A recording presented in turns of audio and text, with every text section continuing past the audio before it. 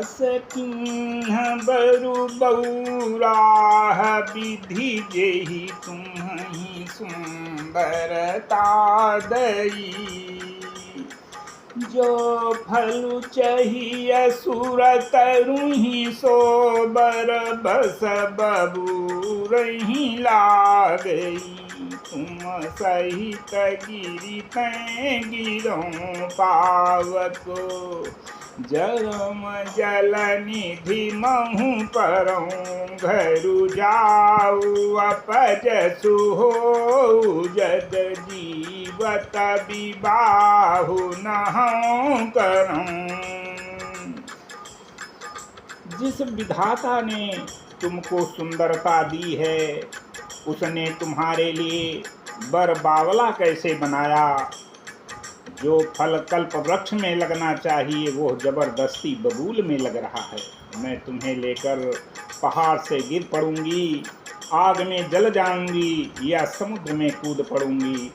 चाहे घर उजड़ जाए और संसार भर में अपकीर्ति फैल जाए, पर जीते जी मैं इस बावले वर से तुम्हारा विवाह नहीं करूंगी।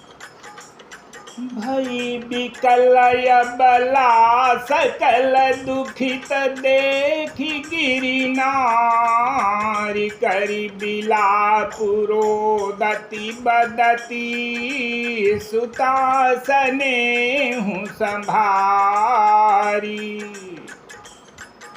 हिमाचल की स्त्री मैना को दुखी देखकर सारी स्त्रियां व्याकुल हो गईं। मैना अपनी कन्या के स्नेह को याद करके बारंबार विलाप करती हैं, रोती हैं और कहती थीं कि नारद करमय काह बिगारा। भवनु मोर जिन्हा बसत उजारा। अस उपदेशु मही जिन दीन्हा। बौरे बरही लागू तपु कीन्हा। मैंने नारद का क्या बिगाड़ा था जिन्होंने मेरा बसता हुआ घर उजाड़ दिया और जिन्होंने पार्वती जी को ऐसा उपदेश दे दिया कि जिससे उसने बावले वर के लिए तपस्या कर डाली। सांच हूँ के मोहन माया उदासीन धनु धान न जाया। पर घर घालक लाजन भीरा बांझ की जान प्रसव कय पीरा। सचमुच उनके न किसी का मोह है, न माया है, न उनके धन है, न घर है और न स्त्री ही है। वे सबसे उदासीन हैं, इसी से वे दूसरे का घर उजाड़ने वाले हैं। उन्हें न किसी की लाज है न डर है। भला बांझ स्त्री प्रसव की पीड़ा का क्या मतलब जाने। कि जननी बिकल बिलो की भवानी। बोली जुट विवेक मृदुबानी। अस विचारी सोचई मति माता। सो नटरई जो रचई विधाता।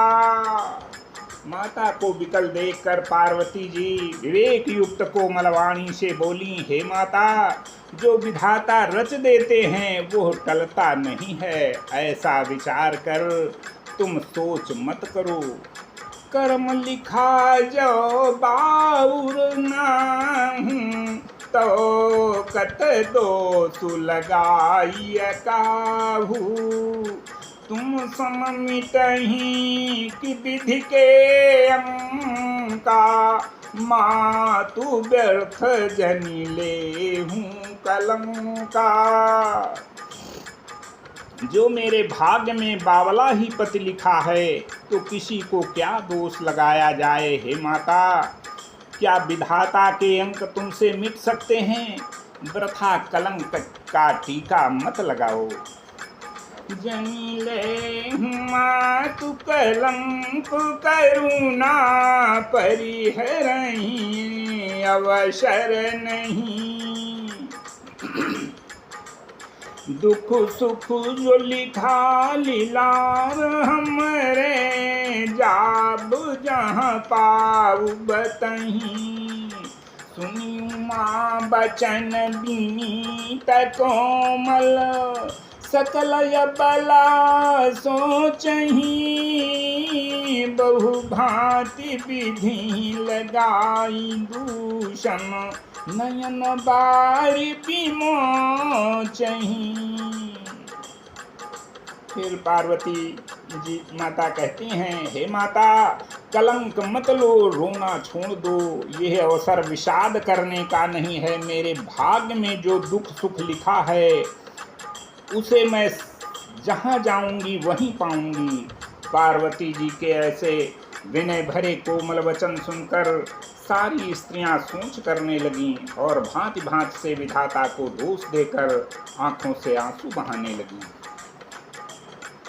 कितने ही अवसर नारद सहित अरु ऋषि सप्त समेत समाचार सुनि तुहिनगी गवने तुरत निकेतो। तब नारद इस समाचार को सुनते ही हिमाचल उसी समय नारद जी और सप्तर्षियों को साथ लेकर अपने घर आ गए।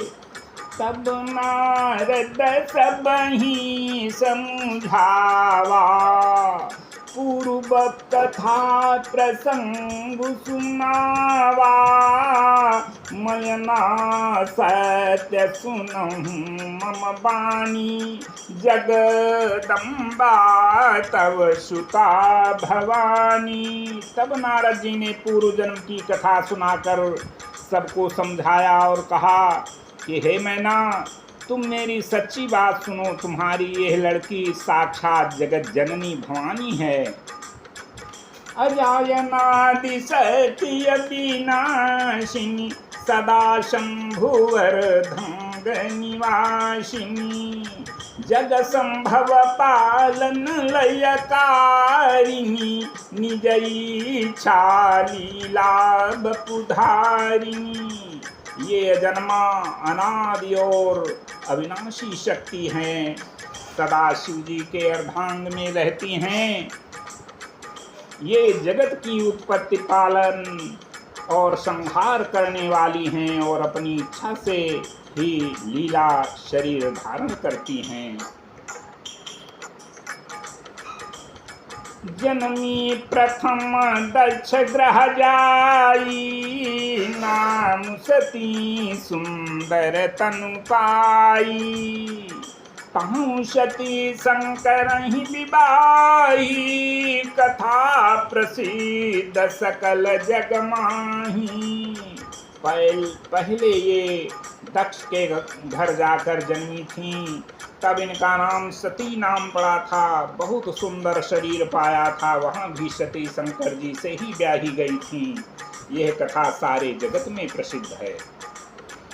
एक बार यावत शिव संगा देखू रघुकुल कमल पतंगा। भयो मोह शिव कहान किन्हा ब्रह्म बस बेसुसीय कर लीन्हा। एक बार इन्होंने शिव जी के साथ आते हुए रास्ते में रघुकुल रूपी कमल के सूर्य श्री रामचंद्र जी को देखा। तब इन्हें मोह हो गया और इन्होंने शिव जी का कहना न मानकर भ्रमवश सीता जी का वेश धारण कर लिया। सिय बेसु सती जुकीन तेहि अपराध शंकर परिहरी। हर बिरह जाई बहोरी पितु के जग जोगानल जरी। अब जन्मी तुम्हारे भवन निजपति लागी दारुण तपु किया, अस जानी संशय तजहु गिरिजा, सर्वदा शंकर प्रिया। सती जी ने जो सीता का वेश धारण किया, उसी अपराध के कारण शंकर जी ने उनको त्याग दिया और फिर शिव जी के वियोग में ये अपने पिता के यज्ञ में जाकर वहीं योगाग्नि में भस्म हो गईं। अब इन्होंने तुम्हारे घर में जन्म लेकर अपने पति के लिए कठिन तप किया है, ऐसा जानकर संदेह छोड़ दो। पार्वती जी तो सदा ही शिव जी की प्रिया अर्धांगिनी हैं। नारद के बचन सब तब सब कर मिटा विषाद, क्षण मुँह व्याप्यु सकल पुरा, घर घर यह संवाद। तब नारद के वचन सुनकर सबका विषाद मिट गया और क्षण भर में यह समाचार सारे नगर में घर घर फैल गया। तब मैं माहिमवंतु वंदे, पुनि पुनि पार्वती पद बंदे, नारी पुरुष शिशु जुबा सयाने, नगर लोग सब यति हरसाने। तब मैना और हिमवान आनंद में मग्न हो गए और उन्होंने बार बार पार्वती के चरणों की वंदना की। स्त्री पुरुष बालक युवा और वृद्ध नगर के सभी लोग बहुत प्रसन्न हो गए। लगे होन पुर मंगल गाना, सजे सबही हाटक घटनाना, भांति अनेक भई देवनारा, सूप शास्त्र जस कछु व्यवहारा। नगर में मंगल गीत गाए जाने लगे और सबने भांति भांति के सुवर्ण के कलश सजाए। पाक शास्त्र में जैसी रीति है उसके अनुसार अनेक भांति की जवनार हुई, रसोइयां बनी। सो जवनार की जाई बखानी, बसही भवन जय मातु भवानी। सादर बोले सकल बराती, विष्णु बिरंच देव सब जाति। जिस घर में स्वयं माता भवानी रहती हूँ, वहाँ की ज्योनार भोजन सामग्री का वर्णन कैसे किया जा सकता है। हिमाचल ने आदर पूर्वक सब बरातियों को, विष्णु ब्रह्मा और सब जात के देवताओं को बुलाया। विविध पाति बैठी जवनारा, लागे पर सुन निपुण सुवारा। नारी वृंद सुरजेवत जानी, लगी बेन गारी मृदुबानी। भोजन करने वालों की बहुत सी पंगतें बैठी, चतुर रसोइये परोसने लगे। स्त्रियों की मंडलियां देवताओं को भोजन करते जानकर कोमल वाणी से गालियां देने लगी। गारी मधुर स्वर दे सुंदरी, व्यंग्य वचन सुनावहीं। भोजन करहीं सुरयति विलम्ब, विनोद सुनि सचु पावहीं। जयवत जो बढ़ो नंदु समुख, कोटि हूँ न परे कहो। अचवाई दीने पान गमने, बास जहाँ जाको रहो। सब सुंदरी स्त्रियां मीठे स्वर में गालियां देने लगीं और व्यंग भरे वचन सुनाने लगीं। देवगण विनोद सुनकर बहुत सुख अनुभव करते हैं, इसलिए भोजन करने में बड़ी देर लगा रहे हैं। भोजन के समय जो आनंद बढ़ा वो करोड़ों मुँह से भी नहीं कहा जा सकता। भोजन कर चुकने पर सबके हाथ मुंह धुलवा कर पान दिए गए। फिर सब लोग जो जहाँ ठहरे थे वहाँ चले गए।